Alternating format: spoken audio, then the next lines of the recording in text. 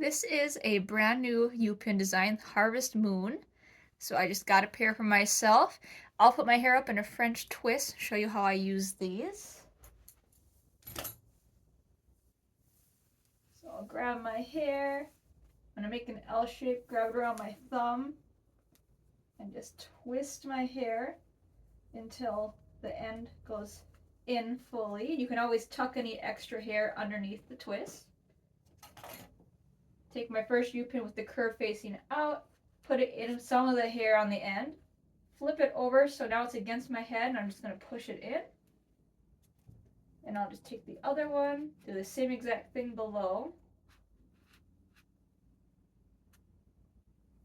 And now I have a nice hold with them. They feel very comfortable. They're not going to damage my hair, and they look very cute. They're also very nice to use with styles like buns as well. Let me know what you think in the comments. You can find all the U-Pins designs on my site. Definitely check out Harvest Moon. It is so cute, and you can find it in the Flexi. It is in the DIY Flexi for October. Have a great day.